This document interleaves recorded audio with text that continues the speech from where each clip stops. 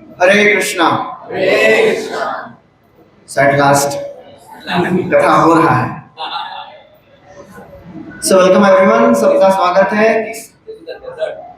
Hare Krishna. That is your greatness.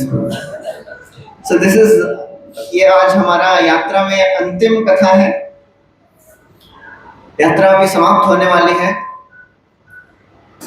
तो हमें समझना चाहिए, जैसे राधा स्वामी महाराज कई बार बोलते हैं, यात्रा is not ended now, it has begin. तो जो भी हमने सुना है ये 3 दिन में, उसको अभी अप्लाई करने का समय आया है। So, somebody was there, ना? One devotee was there, तो थोड़ा इसका वॉल्यूम थोड़ा कम करना पड़ेगा। Somebody was there operating, उनको बुलाइए। नहीं, आप मत हाथ लगाइए।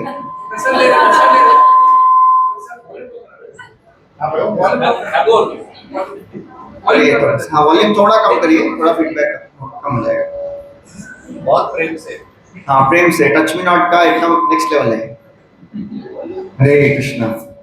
तो हम किए क्या? नहीं किए ना, तो छोड़ दो। आप थोड़ा दूर हो जाओ। मैं ही थोड़ा दूर हो जाता हूँ।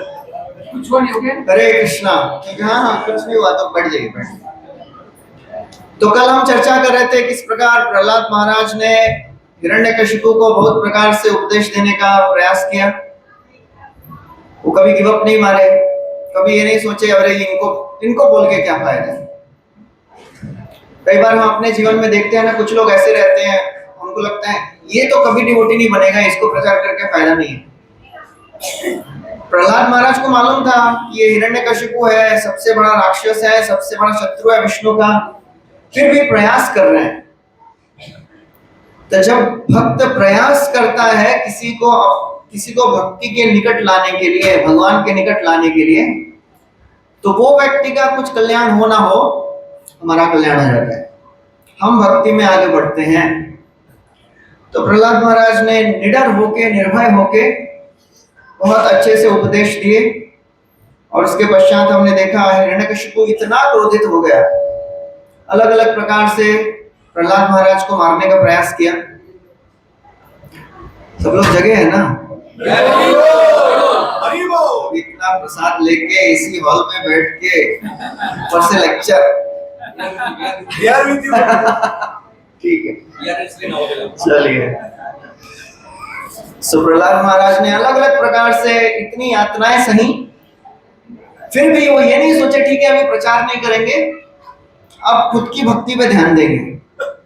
नहीं, अभी भी उनका जो प्रचार करने का जो स्वभाव है, वो जो भाव है, अभी आगे बाहर आएगा। अभी तो कल हमने देखा कि षंड अमर्क अलग अलग प्रकार से प्रहलाद महाराज को सिखाए और उनको डांटे, फटकारे, साम दाम दंड सब यूज कर लिए। और फिर उन्होंने सोचा कि ठीक है अभी प्रहलाद को सिखाते हैं, शुक्राचार्य जब तक आएंगे तब तक हम इसको थोड़ा देखते हैं, तो शुक्राचार्य आके बताएंगे तो शायद सुधर जाए।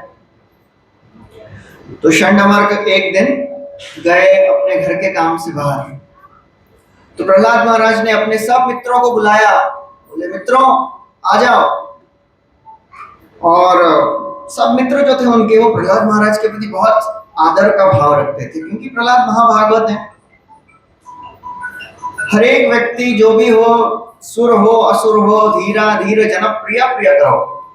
तो प्रहलाद महाराज सभी जो उनके जो बच्चे हैं, दैत्यों के बालक हैं, उनके प्रिय हैं। तो ये जो भक्ति का सिद्धांत है वो हमें अपने अंदर लाना है। हमारा स्वभाव ऐसा हो कि कोई भी आकर्षित हो जाए। ऐसा स्वभाव नहीं होना चाहिए कि कुछ भी करेंगे इनके जैसे कभी नहीं बनेंगे, ये जो कर रहे हैं ना ये नहीं करेंगे। भक्ति मतलब ऐसी होती है तो कभी नहीं करेंगे। Of course that does not mean we become like them, just to be with one of them.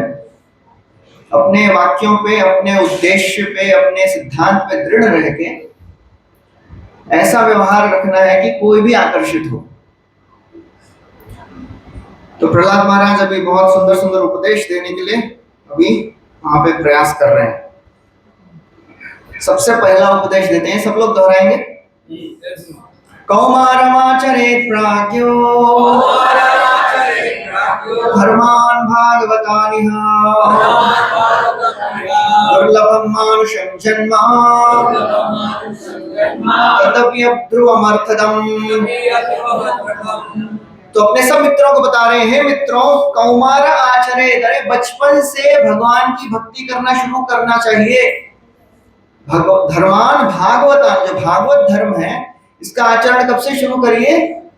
5 साल की आयु से शुरू करना चाहिए। कौमार आचरेत, क्योंकि ये जो मनुष्य जन्म है ना वो दुर्लभ है।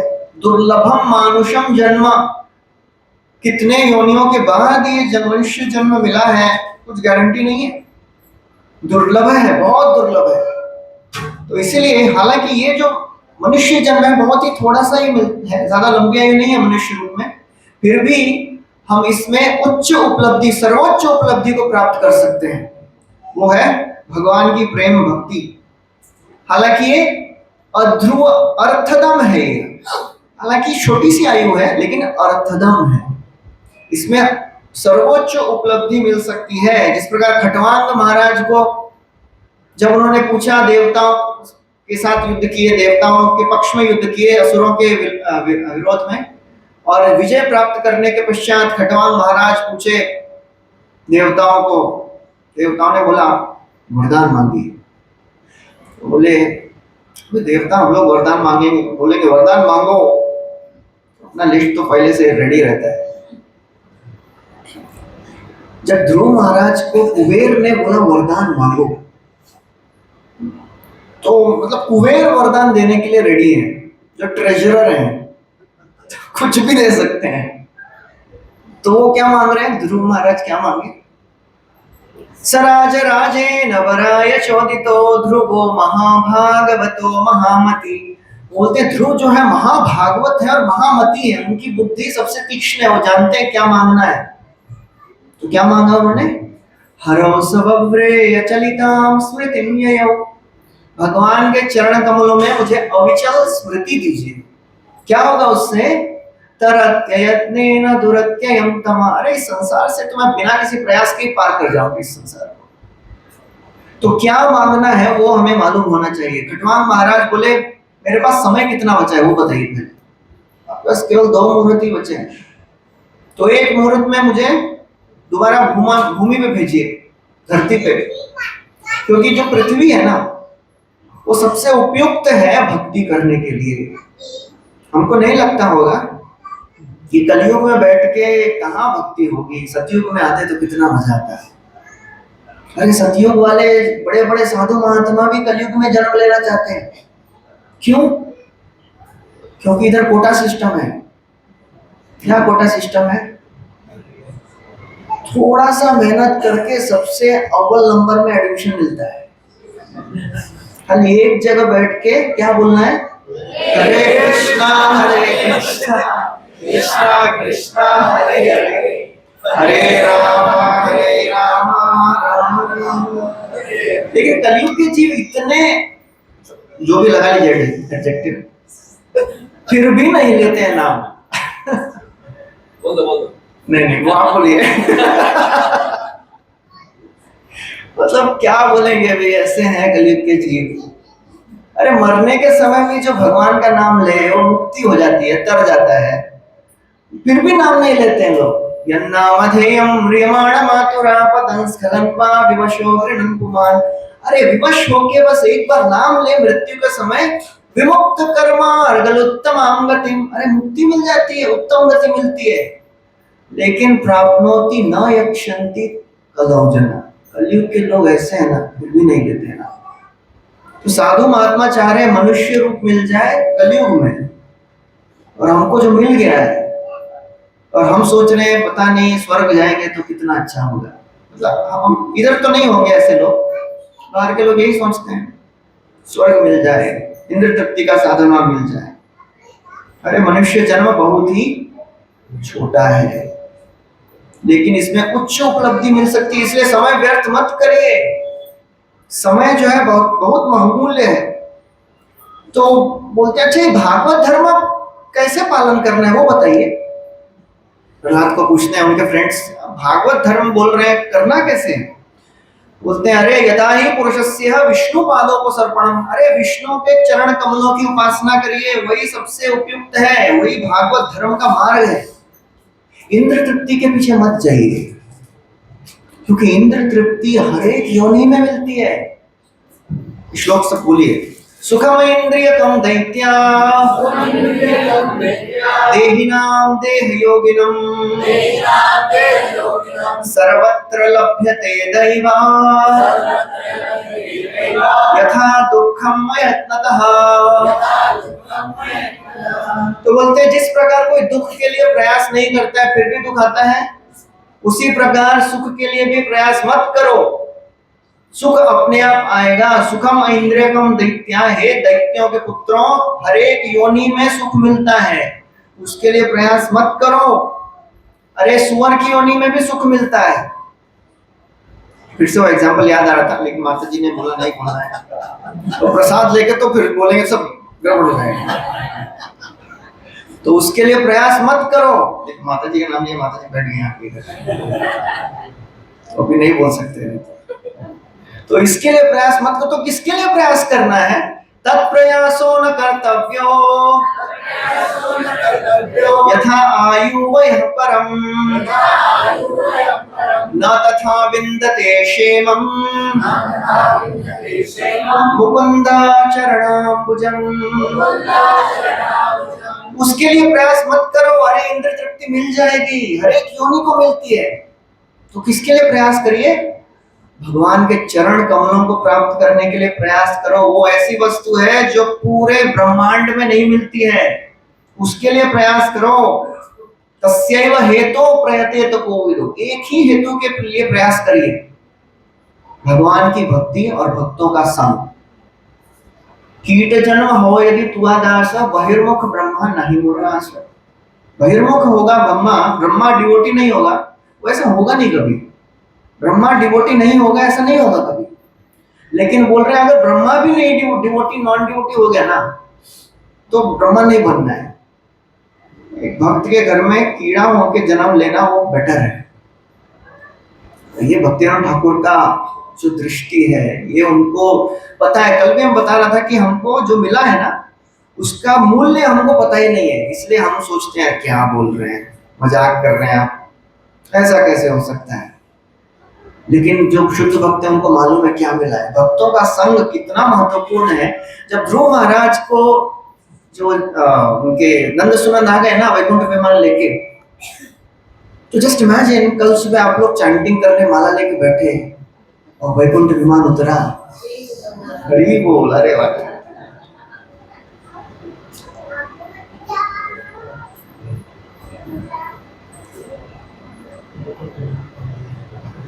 चेतावनी आया है ठीक है, बोल रहे हैं 3:50 तक क्लास खत्म करना है। तो वैकुंठ विमान अगर आएगा और आप माला लेके बैठे हैं तो क्या बोलेंगे?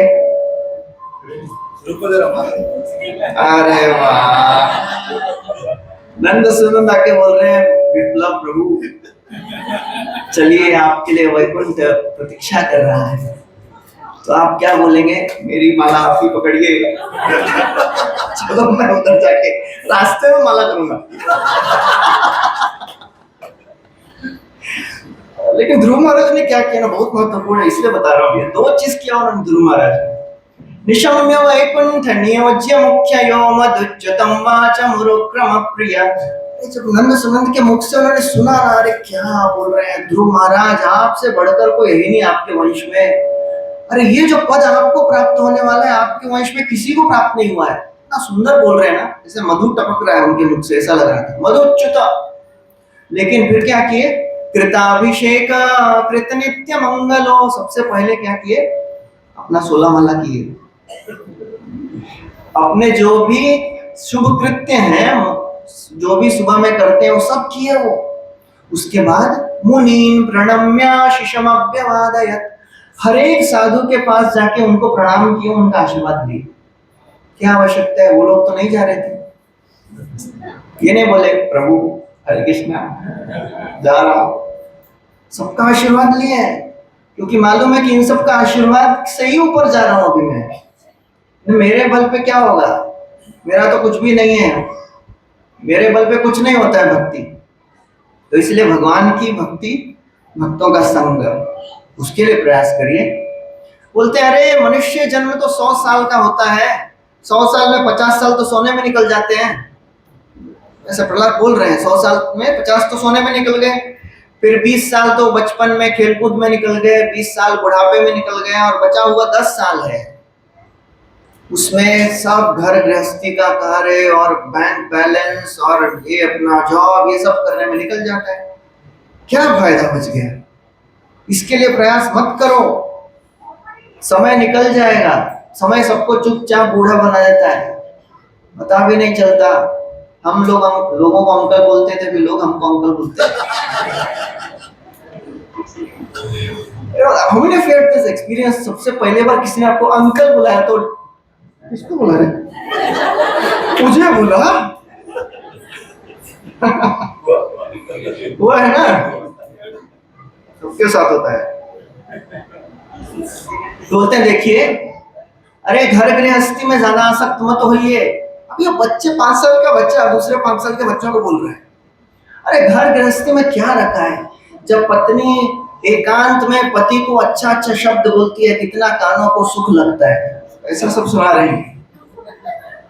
कथम प्रियाया अनुकंपिताया संगम रहस्यम रुचिराम च मंत्रान, बोलती मंत्र बोलती है पत्नी कानों में, अच्छा लगता है उसको।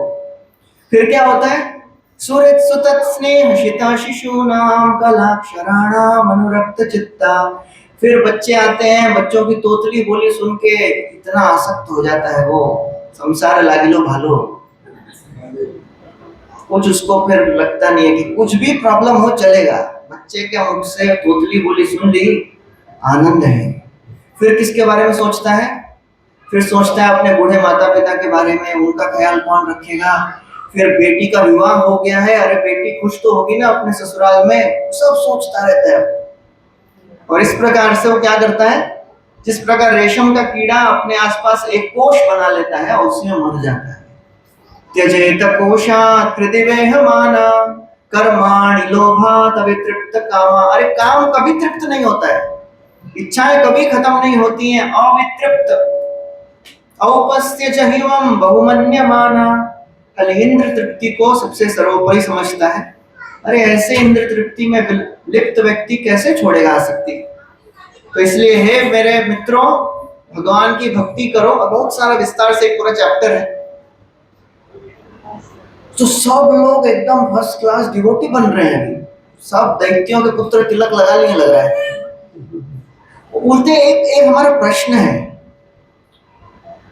आपको ये किसने बताया ये सब? हाँ नहीं, उसके पहले प्रहलाद बोलते हैं और मैंने ये ज्ञान नारद मुनि से लिया है। किसने दिया? नारद मुनि। नारद मुनि का बात है भाई, आप तो हमारे साथ ही रहते हैं, और जहां तक हमारा संबंध है हमको थोड़ी स्वतंत्रता तो है ना। हम लोग यहाँ से गुरुकुल के बाद थोड़ा घर जा सकते हैं, तो थोड़ा सा इसको कम करिए, थोड़ा सा इसमें फीडबैक आए।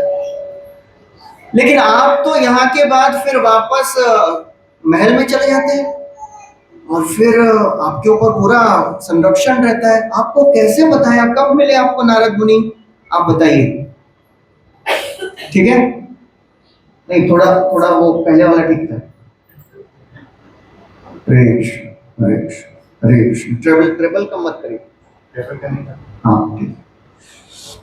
तो फिर प्रहलाद महाराज बोलते हैं मेन मास्टर कम करिए ना, ट्रेबल कम मत करिए।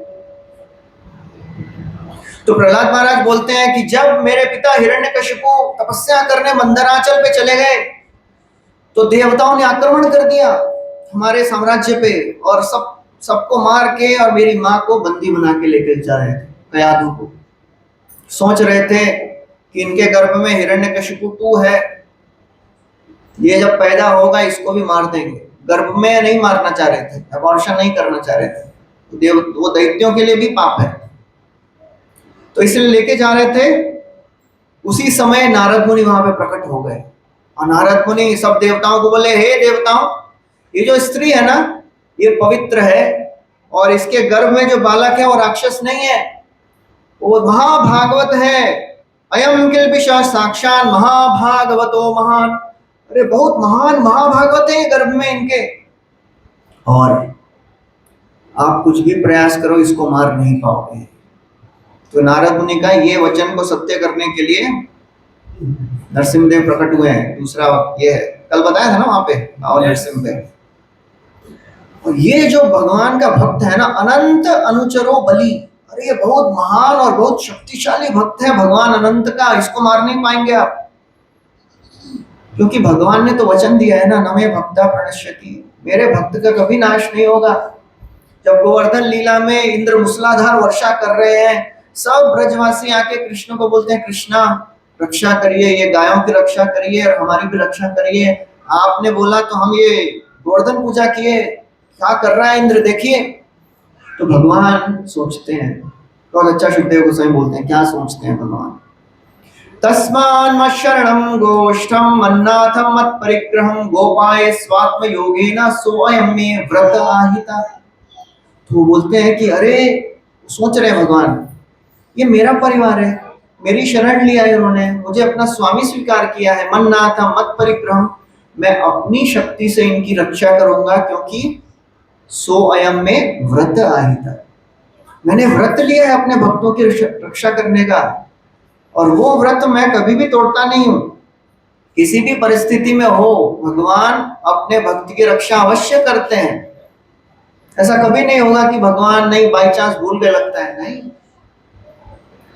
भगवान किस तरह से रक्षा करेंगे, कब रक्षा करेंगे, उस पर विश्वास होना चाहिए। हम चाहते हैं भगवान हमारी तरह से हमारी रक्षा करें। भगवान आप तो सर्वशक्तिशाली हैं और मैंने अपना प्लान बनाया है, तो आप मेरा प्लान पूरा कर दीजिए। भगवान बोलते हैं मैं सर्वज्ञ हूं, मालूम है, मुझे सब मालूम है, आपसे ज्यादा बुद्धि है मेरी, मैंने भी प्लान बनाया है और मेरा प्लान आपके प्लान से अच्छा है। तो इसलिए विश्वास होना चाहिए कि भगवान जब किसी भक्त के जीवन में कार्य करते हैं तो उनके स्पीड से चलता है, वो उनके प्लान से चलता है, तो उनके प्लान में विश्वास होना चाहिए। तो नारद मुनि फिर जब बोले तो सब देवता सुन लिए, मान लिए, बड़ा रिस्क है ना, बाई चांस डिवोटी नहीं बना तो नारद तो बोल के चले जाएंगे, वो तो नारायण नारायण कर लेंगे, प्रॉब्लम तो हमको हो जाएगा। फिर विश्वास, प्रभुपाद बोलते हैं ये है गुरु परंपरा पे विश्वास, गुरुजनों पे विश्वास सबसे मूलभूत आवश्यक वस्तु है भक्ति में आगे बढ़ने के लिए। जो सुन रहे हैं उस पर विश्वास। तो सब देवता कयादू की परिक्रमा कर रहे हैं, क्यों? क्योंकि गर्भ में महाभागवत है ना। परिक्रमा करके वो अपने धाम चले गए और नारद मुनि कयादू को अपने आश्रम ले आए, और वहां पे कितने साल 1-to-1 भागवत क्लास हुआ है? 60,000 साल 1-to-1 भागवतम क्लास हुआ है। बोलेंगे ऐसा कैसे हो गया?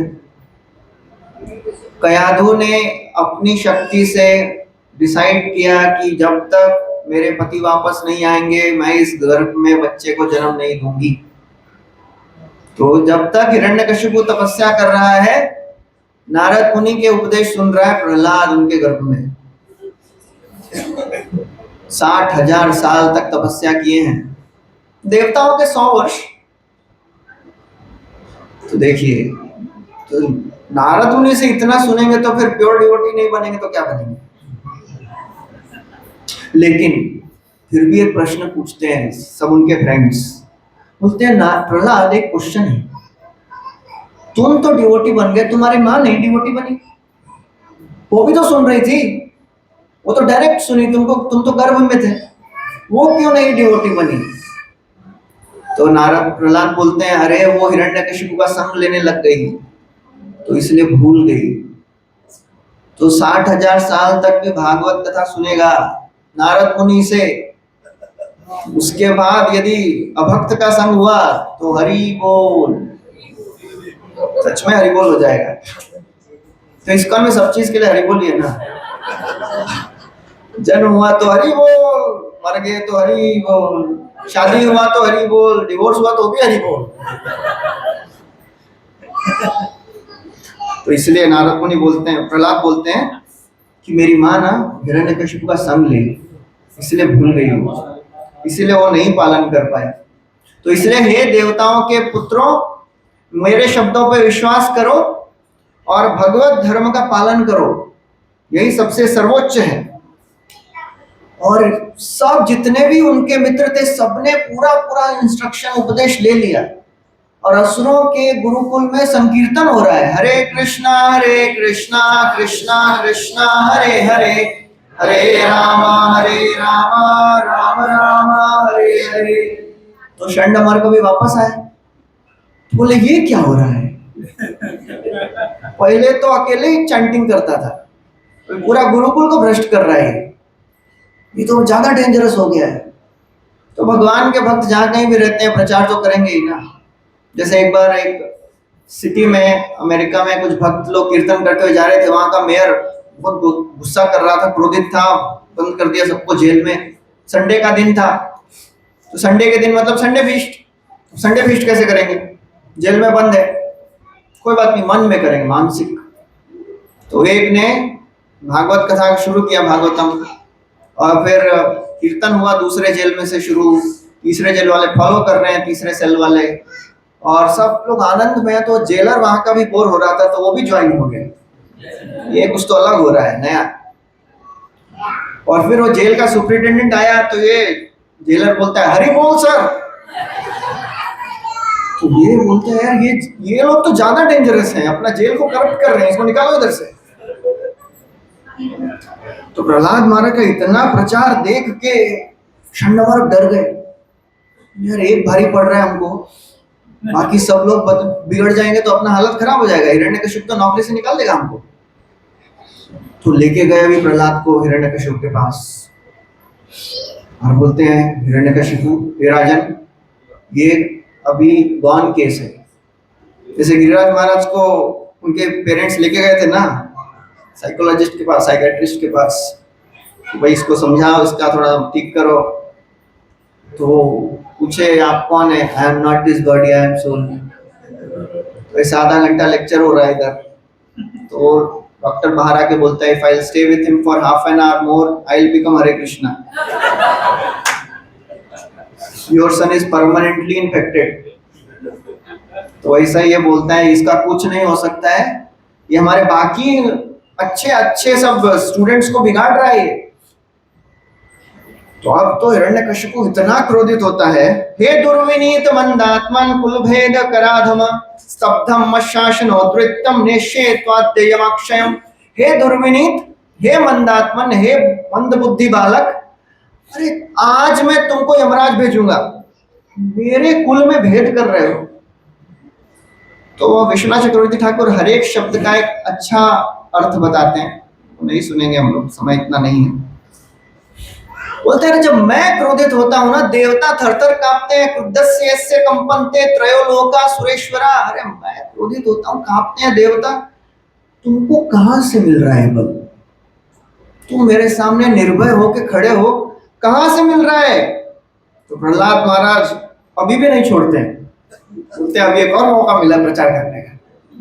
न केवलम में भवतश्च राजन, बोलते हैं हे राजन, मेरा नहीं तुम्हारा बल भी उधर से ही आ रहा है।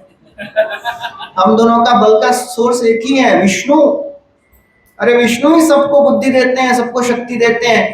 हे राजन, हे हिरण्यकशिपु, अभी भी समय है, ये असुरी बुद्धि त्याग दो, भगवान का भजन करो, तुम्हारा कल्याण हो जाएगा। करी बोल। तो हिरण्यकशिपु तो अभी इतना क्रोधित हो जाता है, बोलता है आज तुम मेरे हाथ से मरने वाला है, आज तुमको कोई नहीं बचा सकता। अरे कहाँ है तुम्हारा भगवान? यस्त्वया मंद भाग्योक्तो मदन्यो जगदीश्वर। अरे तुम बोल रहे हो मेरे से बढ़कर और कोई जगदीश्वर है इस संसार में? अरे मैं तो तीनों लोगों का मालिक हूँ, मेरे से बढ़कर और कोई है क्या? कहाँ है वो? क्वासो यदि स सर्वत्र कस्मात् स्तंभे सदृश्यते। ये स्तंभ में है क्या? आप बोल रहे हो सब जगह है, कहाँ है? प्रहलाद बोलते हैं सब जगह, इस स्तंभ में है। हाँ इस स्तंभ में भी है। तो हिरण्यकशिपु बोलते हैं आज मैं अपनी तलवार से तुम्हारा सर काट दूंगा, देखता हूं कौन बचाता है तुमको। तो भी आचार्य बताते हैं कि जैसे ही हिरण्यकशिपु पूछा कि ये पिलर में है क्या, स्तंभ में है भगवान, उसी समय भगवान ऊपर खड़े होके बोले प्रहलाद को मैं हूं, टेंशन मत लो, बोल दो। दिख रहा है उनको, प्रहलाद को दिख रहा है, हाँ है इधर। तो अब हिरण्यकशिपु बहुत क्रोध में अपना तलवार उठाता है और प्रहलाद के पास आ रहा है प्रहलाद का वध करने के लिए, और जाते जाते अपने मुट्ठी से वो स्तंभ पे जोर से प्रहार करता है। और जैसे ही वो प्रहार करता है वो स्तंभ के अंदर से एक भयंकर गर्जना होने लगती है। ऐसी भयंकर आवाज आती है, वो तीनों लोकों को भेद के ऐसा लग रहा था कि ब्रह्मांड नष्ट होने वाला है, ऐसी आवाज आ रही है। सब लोग कांप रहे हैं, क्या हो रहा है, कहां से आवाज आ रहा है। हिरण्यकशिपु देख रहा है आवाज किधर से आ रहा है, किधर से आ रहा है।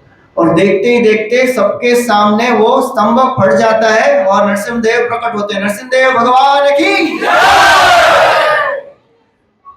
ये जो लंबा श्लोक है, आप लोग जिनको आता है बोलिए, दोहराएंगे हम। सत्यम विधातुम निज भृत्य भाषितम, सत्यम विधातुम निज भृत्य भाषितम, व्याप्तिं च भूतेषु अखिलेषु चात्मनः, व्याप्तिं च भूतेषु अखिलेषु चात्मनः, अदृश्यता तद्भुत रूपमुद्वहन्, अदृश्यता तद्भुत रूपमुद्वहन्, स्तंभे सभायां न मृगं न मानुषम्।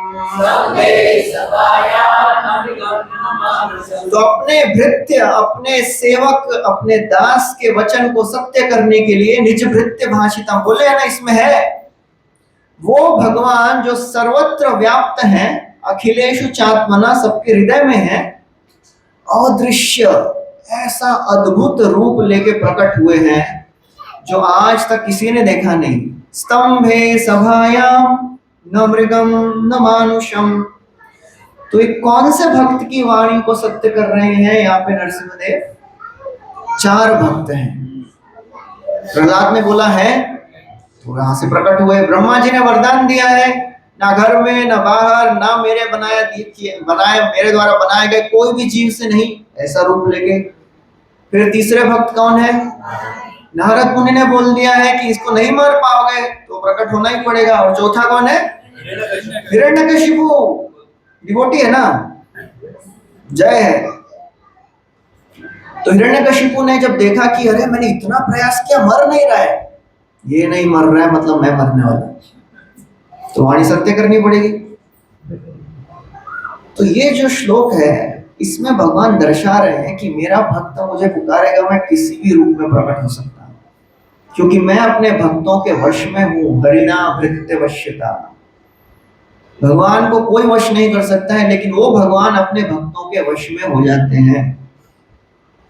देवर्षि ने जब ये नल और मणिग्रीव को श्राप दिया नारद मुनि ने, तो भगवान आके बोलते हैं कि देखो मुझे तुम लोगों से ज्यादा कुछ लेना देना नहीं है, लेकिन नारद ने बोला है कि इनको कृपा करो तो आ गया मैं। देवर्षि में प्रियतम, वो मेरा प्रिय है इसलिए कृपा कर रहा हूं। तो भगवान, यदि हम चाहते हैं कि भगवान की कृपा हो तो हमको एक प्रयास करना पड़ेगा, भक्तों का प्रिय बनना पड़ेगा। भक्तों के प्रिय नहीं बनेंगे तो भगवान की कृपा नहीं मिल सकती है। हमको किसकी शरण लेनी है? भक्तों के चप्पल की शरण लेनी है। कल बताया ना, पाद त्राण अवलंब, भक्तों के चप्पल की शरण अर्थात भक्तों की सेवा करनी।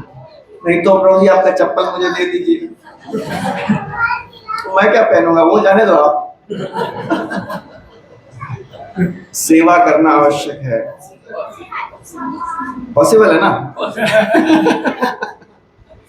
तो अभी नरसिंहदेव प्रकट हो गए और हिरण्यकशिपु भी देख रहा है, इनका विकराल रूप देख रहा है नरसिंहदेव का। नरसिंहदेव की आंखें क्रोध से लाल है, मेरे भक्त को मारने का प्रयास कर रहा है ना, बहुत गुस्से में है। उनका अयाल पूरा बड़ा एकदम सफेद, शेर के जो बाल होते हैं ना, और बड़े बड़े उनके दांत हैं, ऐसा लग रहा था कि बड़ी बड़ी तलवार है। उसको उनकी जिह्वा एक बहुत ही भयंकर तलवार के समान बाहर आ रही है। कान एकदम खड़े हैं और नाक जो उनका नाक है, नासिका है, वो एक बड़े बड़े गुफाओं की तरह दिख रहा है, बहुत भयंकर दिख रहा है। पूरा शरीर जो है वो आसमान को छू रहा है। और ये देख के अभी हिरण्यकशिपु समझ गया ये विष्णु ही है, ये विष्णु अभी ये रूप में मुझे मारने के लिए आया है। लेकिन मुझे कौन मार सकता है? मुझे तो ब्रह्मा जी का वरदान है, मैं तो अमर हूं। और देखते ही देखते हिरण्यकशिपु ने तलवार उठा के नरसिंहदेव पे आक्रमण कर दिया। नरसिंहदेव की इतनी कांति थी, इतना उनके शरीर से देदीप्यमान ज्वाला निकल रही है कि हिरण्यकशिपु एकदम विलुप्त हो गया, दिख नहीं रहा है किधर है हिरण्यकशिपु उनके कांति में। और फिर दोनों में भयंकर भीषण युद्ध शुरू हो गया है। ऐसा बोलते हैं दोपहर के समय नरसिंहदेव प्रकट हुए हैं, भयंकर युद्ध चल रहा है और हिरण्यकशिपु अपना तलवार से प्रहार करता है, नरसिंहदेव तलवार पकड़ के फेंक देते हैं, फिर हिरण्यकशिपु अपनी गदा लेके प्रहार करता है और फिर गदा को भी वो तोड़ देते हैं नरसिंहदेव, और फिर नरसिंहदेव हिरण्यकशिपु को पकड़ लेते हैं अपने हाथ में। और फिर किस प्रकार एक बिल्ली चूहे के साथ खेलती है, पकड़ती है छोड़ देती है, पकड़ती है छोड़ देती है, वैसे खेल रहे हैं नरसिंहदेव हिरण्यकशिपु के साथ। और हिरण्यकशिपु जब नरसिंहदेव के चंगुल से छूटता है तो इतना खुश होता है, देखो मेरे को नरसिंह विष्णु नहीं पकड़ सकता है, इतना मूर्ख है। देखिए ये होती है मूर्खता, विनाश काले विपरीत बुद्धि। तो ये सब मैच चल रहा है, एकदम अच्छा सा मैच चल रहा है। दोपहर में शुरू हुआ है और शाम हो रही है। एक बार नरसिंहदेव ने अपना गदा से प्रहार किया और हिरण्यकशिपु ने पकड़ के फेंक दिया, और हिरण्यकशिपु ने एक बार प्रहार किया तो नरसिंहदेव के हाथ से गदा छूट गया। तो ये सब मैच कौन देख रहे हैं? देवी देवता बादलों के पीछे छुप छुप के देख रहे हैं सब, मारो मारो। और ऊपर देखता है हिरण्यकशिपु छुप जाते हैं, बादल के पीछे वापस छुप गए। क्यों? By chance. नहीं होगा ऐसा, बाई चांस अगर ये बच गया और इसने देखा कि मेरी पिटाई हो रही है, ये लोग ताली बजा रहे थे, फिर तो हमारा कुछ खैर नहीं है भाई। तो मार बोल रहे हैं भगवान मारिए उसको, मारिए जल्दी मारिए। ब्रह्मा जी बोल रहे हैं भगवान शाम हो रही है, शाम के समय राक्षस ज्यादा शक्तिशाली हो जाते हैं, अभी इसके साथ खेलना बंद करिए, इसका अंत करिए। तो नरसिंहदेव बोले ठीक है ज्यादा टेंशन में आ रहे हैं सब लोग, इसको यहाँ पे एंड करने का समय आया है। तो शाम के समय हो गया है, नरसिंहदेव अभी हिरण्यकशिपु को पांव से पकड़ लेते हैं, खींच के उसको लेके जाते हैं और चौखट पे लेके जाते हैं। और अभी ना दिन है ना रात है, ना घर के अंदर ना बाहर, ना आसमान में है ना भूमि पे है। नरसिंहदेव उसको अपने जांघ पे बिठा देते हैं, पकड़ के एकदम दो हाथों से दो पांव पकड़ लिए हैं, और बाकी दो हाथों से नरसिंहदेव अपने नाखूनों से, क्योंकि वरदान लिया है ना किसी अस्त्र से ना शस्त्र से ना जीवित वस्तु से ना निर्जीव से। तो नाखून है, जीवित है निर्जीव है, दोनों है। तो अपने हाथों से नाखूनों से नरसिंहदेव हिरण्यकशिपु के वक्षस्थल को और उसके पेट को फाड़ देते हैं। नरसिंहदेव भगवान की जय। एक बार बता रहे थे एक डिवोटी की भक्तिवेदांत में, एक बार एक पेशेंट को ओटी में लेके गए, बाहर का आदमी था, उसको टेबल पे लिटाया तो सामने नरसिंहदेव। तो ये कौन है? तो सर्जन हमारे डिवोटी थे, पता नहीं वैष्णव सेवा हो रहे हैं कि रहे, बोलते हैं this is the first surgery of the universe, operation successful, patient liberated. बोले वो ठीक है, लेकिन वो नीचे खड़ा है वो कौन है? वो जिसका सर्जरी हो रहा है ना, उसका बेटा है वो। बोले ऐसा कैसा बेटा है, बाप को मार रहे हैं और वो गार्लिंग लेके गार्लिंग बना रहा है। बोले अपने इधर ऐसा ही होता है। तो नरसिंहदेव बहुत क्रोध में है। नरसिंहदेव हिरण्यकशिपु का हृदय उखाड़ लिए और देखे थोड़ी देर। विश्वनाथ चक्रवर्ती ठाकुर बोलते हैं क्या देख रहे हैं? भगवान बोलते हैं मैं हृदय में इतना अच्छा रह रहा था, बेचारा उसने क्या अपने हृदय को दूषित कर दिया, क्यों ऐसा किया? ऐसे करके फेंक दिए हृदय को। मैं प्रकट हुआ, कोई गार्लैंड नहीं पहना रहा है भाई, तो कोई बात नहीं, मैं खुद का ही गार्लैंड पहन लेता हूँ। तो उनकी आंतों को निकाले और पहन लिए। पूरा नरसिंहदेव अभी हिरण्यकशिपु के रक्त से पूरे भर गए हैं, उनका जो भी अयाल है, उनका मुख है, सब तरफ रक्त के छींटे ही छींटे हैं, बहुत भयंकर दिख रहे हैं। वो अपनी जीवा से वो रक्त को चाट रहे हैं और फिर नरसिंहदेव के शरीर को ऐसा फेंक दिए।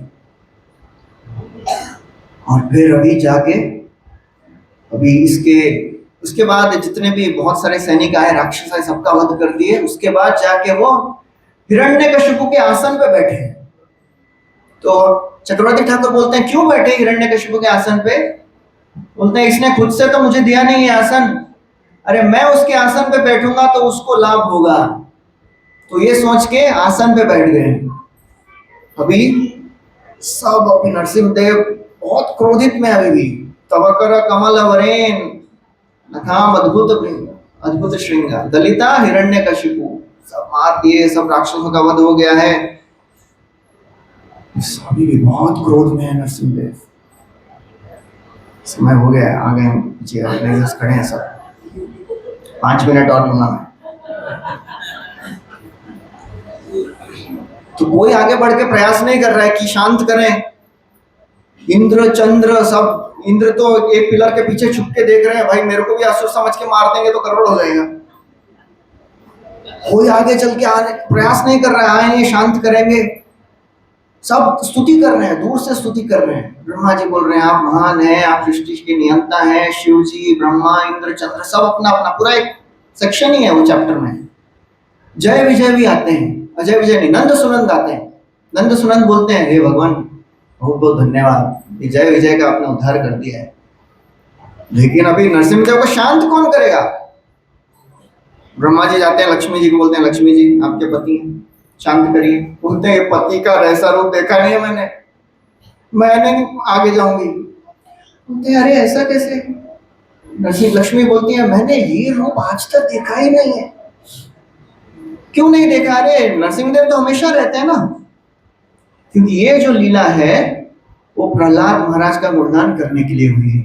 तो लक्ष्मी भी उसमें सहयोग दे रही है कि मैंने नहीं देखा ये रूप, तो प्रहलाद को गुणगान होना है। तो ब्रह्मा जी जाते हैं फिर प्रहलाद के पास, बेटा प्रहलाद भगवान आपके लिए अवतार लिए हैं, कृपया करके आप जाइए और उनको शांत करिए। तो प्रहलाद ये नहीं सोचते हैं देखो किसी को नहीं बोल रहे हैं, मुझे बोल रहे हैं।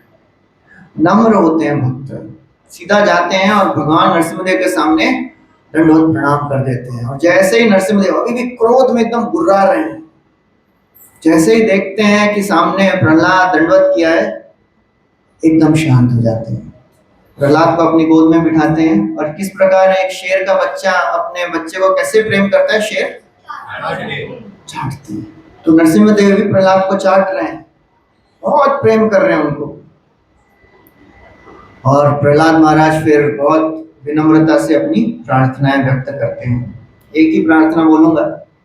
सबसे पहली प्रार्थना प्रहलाद महाराज बोल रहे हैं, ब्रह्मादय सुरगणा मुनयोत सिद्धा सत्वैकतानगतयो वचसां प्रवाहै नाराधितुं पुरगुणैरधुनापि विप्रो किं तोष्टुमर्हति समे हरिरुद्र जाति। हे भगवान, अरे बड़े बड़े ब्रह्मा, इंद्र, चंद्र, शिव आदि देवता आपको प्रसन्न नहीं कर पाए, मैं कैसे प्रसन्न करूंगा? मैं तो उग्र जाति में जन्मा हूँ, मैं तो राक्षस कुल में जन्मा हूँ, मेरी क्या योग्यता है? लेकिन एक ही आशा है कि आप ना भक्तों से प्रसन्न हो जाते हैं, भक्ति से प्रसन्न हो जाते हैं।